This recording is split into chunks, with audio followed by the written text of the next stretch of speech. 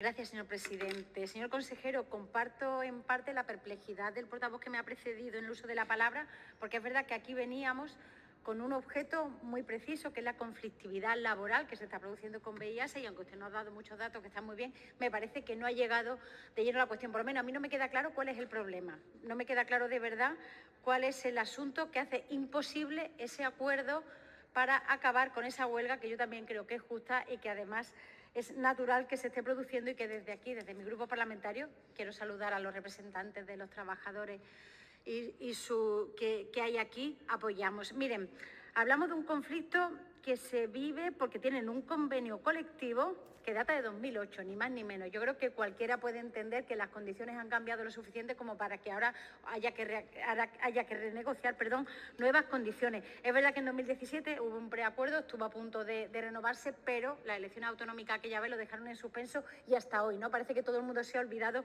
de lo que sucede en VIASA. Entre medio han sucedido muchas cosas. Cuando uno escarba un poco, ha habido denuncias a la Inspección de Trabajo por las condiciones laborales de algunos centros con estrés térmico por falta de mantenimiento en los aire acondicionados, por ejemplo, condiciones extremas que se viven en verano, e incluso hay denuncias por acoso a los empleados que se encuentran de baja por parte de la mutua laboral. Eso me parece que es intolerable en los tiempos en los que estamos. Y claro, todo esto nos puede hacer pensar que se trata de una empresa con dificultades económicas, pero es que es todo lo contrario.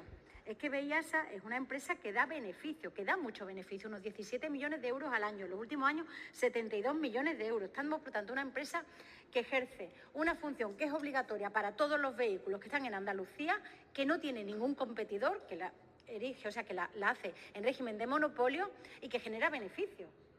Por tanto, no entendemos cuál es el problema de fondo que hay, y lo que nos preocupa, y se lo digo de verdad, es el fantasma de la privatización del servicio. Usted ha dicho que no, esperamos de verdad que así sea, y que sobre todo cuando se suba aquí en su segundo turno deje muy claro que en ningún caso el Gobierno andaluz está preparando el terreno para hablar de la privatización de un sector como este, porque claro, a la hora de privatizar encima a una empresa pública que genera este beneficio tendría poco sentido, pero no nos sorprendería. También tengo que decírselo. Mire, le decía, es una empresa pública que no es que tenga las tarifas más baratas de todo el Estado, comparándola con otras comunidades autónomas, son más baratas, por ejemplo, en Extremadura o en Asturias.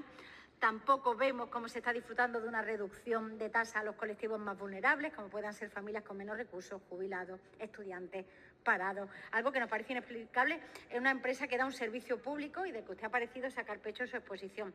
70 estaciones de servicio fijas, usted lo ha dicho, por el que pasan unos 3 millones de vehículos al año. Además, una función tan importante como les decía, el buen funcionamiento de nuestro parque móvil, con la incidencia que eso tiene para la seguridad del tráfico. Y mire, hablamos, por tanto, 70 estaciones de servicio, 3 millones de vehículos, 16 unidades móviles, he hablado de ellas, 8 para ciclomotores, 8 para vehículos agrícolas. Usted además nos ha dado pues todos los planes de modernización que tienen. No podemos olvidar además el servicio de metrología, que es muy importante y que permite desde hace 30 años certificar y calibrar instrumentos de pesaje fundamentales para la industria andaluza.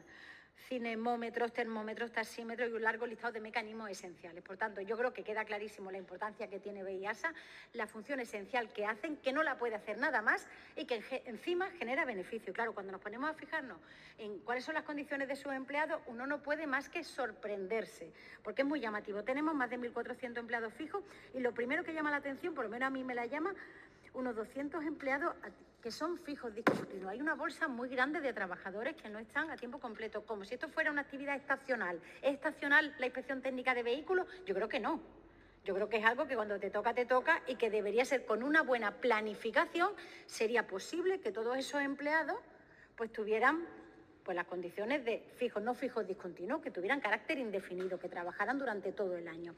Me llama la atención porque además hace un año nos estuvo contando, respondiendo a una pregunta, aquí mismo se hablaba de que se había reducido la lista de espera, los días de espera. No recuerdo si eran 12 días y sacaba pecho de eso. Pues ojalá se pudiera reducir aún más. Ojalá se pudiera reducir aún más. Y luego podemos hablar de las condiciones de esos empleados, que no todo va de la enorme bolsa que hay de fijos discontinuos. Si es que tienen reivindicaciones, uno piensa, bueno, aquí debe pasar algo y tienen que tener unas reivindicaciones imposibles y por eso no hay quien arregle esto, porque claro, las cuentas no nos salen. Y resulta que cuando uno se pone a mirar, ¿qué te piden? Pues que se respeten las cargas de trabajo, que todos los trabajadores que hacen lo mismo cobren lo mismo, que no parece una reivindicación así como muy revolucionaria. Que se respeten unas normas mínimas de conciliación en los horarios, que hay que trabajar los sábados, se trabaja como en otros muchos sitios, pero hay que limitar el número de sábados que se trabaja y hacerlo con antelación. Que se respeten las medidas de seguridad frente a su salud cuando están sometidos pues, a la expulsión de gases que son tóxicos cada día. Es un trabajo que te expone a gases tóxicos continuamente. Que menos que cobrar un plus de toxicidad, penosidad y peligrosidad. En fin, unas reivindicaciones nada descabelladas frente a un convenio que es de 2008. Como le decía, reivindicaciones que nos parecen justas y de sentido común. Una situación saneada, un mercado sin competencia y hemos llegado a una situación excepcional en la que lo que vamos a estar viendo es un atasco que se va a acabar produciendo y cómo lo van a resolver. Pues claro, la huelga, que además es muy justa, yo creo que hay que seguir manteniéndola porque no tiene ningún sentido que esto continúe así. Lo que vamos a tener un atasco de vehículos que no pueden pasar la ITV, ¿qué vamos a hacer? ¿Contratar más fijos discontinuos? ¿Ponerlos a trabajar más horas? Yo es que no sé realmente cómo piensan hacer frente a esto. Hablamos de que no se respetan los días de asuntos propios que establece el Estatuto Básico del Empleado Público, que son empleados públicos también y los necesitan. No se ha aceptado agrupar al personal en el mismo nivel retributivo. Es muy difícil la promoción de la plantilla. Y en cuanto al horario laboral, a mí la verdad es que lo de los turnos impiden absolutamente la conciliación laboral y familiar.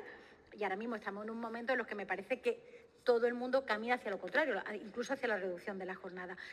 Por tanto, lo que tenemos que hacer es renegociar ya de una vez por todas el convenio de 2008, que no se asemeja en nada, que no se adecua a la realidad social de 2024. Y hay que revisarlo. No solo la actualización salarial, que también equiparación entre trabajadores, porque no es equiparable, como le decía, que al mismo trabajo no haya el mismo nivel retributivo. Y vamos a cuidar la salud y la seguridad de nuestros trabajadores. Y a mí lo que me preocupa sobre todo es que la contrapropuesta que se hace desde la Junta de Andalucía lo que hace es incendiar más el asunto, porque a mí me parece que son bastante osadas, voy a decirlo así, ¿no? Y mire, la única explicación que tiene todo lo que está pasando con VIASA, le decía antes, una situación de unos empleados que no tienen buenas condiciones de salubridad, no están cobrando los pluses que tienen, una bolsa demasiado grande de trabajadores fijos discontinuos, unos horarios que no se compadecen con lo que debería ser el día a día de los trabajadores empleados públicos. No se respetan los días de asuntos propios, no se están actualizando los salarios. Ante todo eso, a mí me parece que lo único que hay es un deterioro del servicio que va camino de la privatización. Espero equivocarme y espero de verdad que usted aquí se comprometa y diga que nada más lejos de la realidad, que van a hacer lo posible por resolver un conflicto que no tiene sentido a la vista de las reivindicaciones justas, lógicas que aquí se han planteado, y si no es así, que nos diga realmente qué pasa, porque desde mi grupo de verdad que no entendemos cuál es la situación. Muchas gracias.